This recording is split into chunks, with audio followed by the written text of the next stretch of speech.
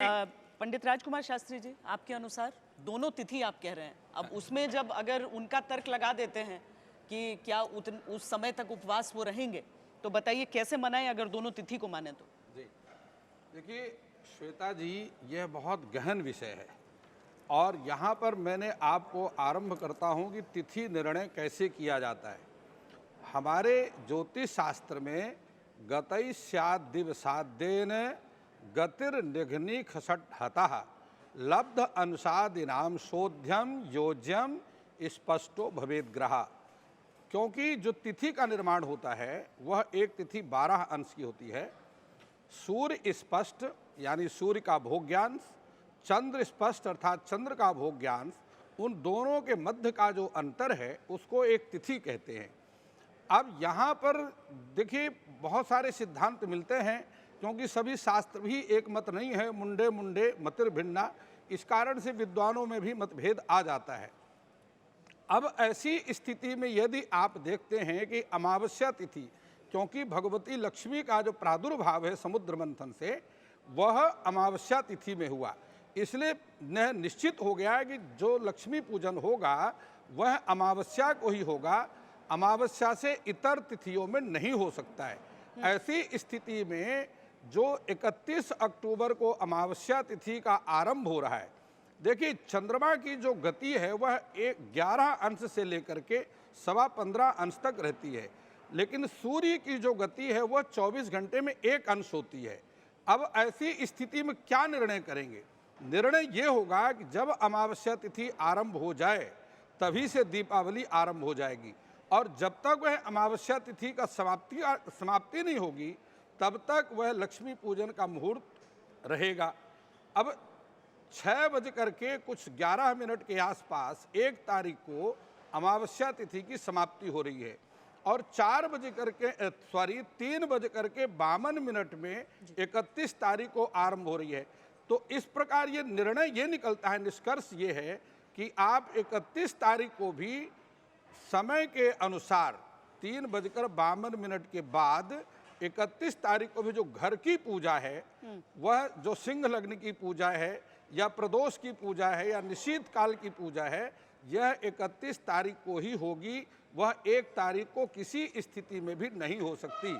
लेकिन व्यापार स्थलों की जो पूजा है उसके लिए चूंकि सूर्य की साक्षी आवश्यक है और साथ में अमावस्या तिथि भी होना चाहिए, इस कारण से व्यापार स्थल की जो पूजा है वह 1 तारीख को ही होगी।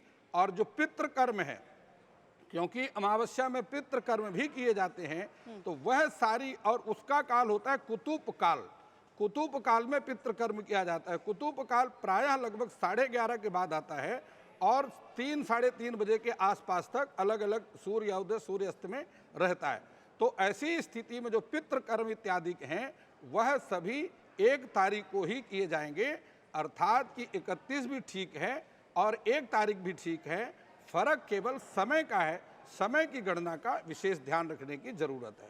हमारा जो भारतवर्ष है यह 70 अंश से लेकर के 95 अंश के बीच में स्थित है और यहाँ का जो मानक समय है वो 82 अंश से लेकर 82 अंश 30 कला में आता है। यहाँ पर उसके आधार पर तिथियों का निर्णय किया जाता है।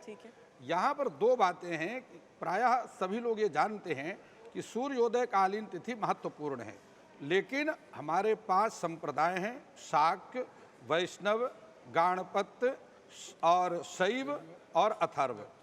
यहाँ पर 5 में से एकमात्र ऐसा संप्रदाय वैष्णव जो ये कहता है कि सूर्योदय कालीन तिथि महत्वपूर्ण है।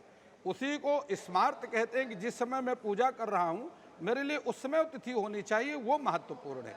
यहाँ पर एक निर्णय है कि आषाढ़ी श्रावणी चैव फाल्गुनी दीपमालिका नंदा विद्धा न कर्तव्या कृते धान्य क्षयो भवेत। आषाढ़ की पूर्णिमा, श्रावण की पूर्णिमा जिसको रक्षाबंधन करते हैं, फाल्गुन की पूर्णिमा होलिका दहन की और दीपमालिका अर्थात कार्तिक की पूर्णिमा, इन तिथियों में जब ये नंदा तिथि यानी जो 5 संज्ञाएं हैं तिथियों की, उसमें जो प्रतिपदा है नंदा तिथि की संज्ञा में आती है, यदि वह नंदा को स्पर्श कर दे, स्पर्श का मतलब है कि यदि वह 24 मिनट तक जा करके नंदा तिथि को स्पर्श करती है तो उसमें कार्य पूजन इत्यादि का जो धर्म कार्य है वो नहीं करना चाहिए, करने से नुकसान होता है। यहाँ पर स्थिति यही बन रही है कि 1 तारीख को जो आपने पूजा करना है, करने में कोई मना नहीं, व्यापारिक स्थानों में करें, लेकिन 6:14 से पहले उस कार्य को समाप्त कर दें, उसके बाद ना करें। और 31 तारीख को आप अमावस्या तिथि के आरंभ में देखिए, दीपोत्सव वेलायाम प्रतिपद दृश्यते यदि सा तिथिर विबुधैर त्याज्या यथा नारी रजस्वला।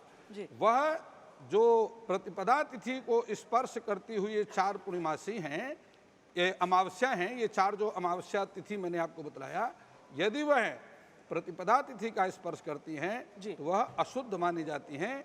इसलिए तिथि आप डेट, अंग्रेजी डेट और तिथि जो पंचांग के हैं उनको आप मिलाना चाहेंगे तो मिलेगा नहीं। ठीक है पंडित जी। अब जी। अगर आप मुझसे जुड़ करके अपनी समस्याओं का समाधान चाहते हैं और चाहते हैं कि आपकी समस्याओं को ज्योतिष के माध्यम से सुलझाया जाए, तो आप हमसे संपर्क कर सकते हैं, जुड़ सकते हैं एस्ट्रो तक पर।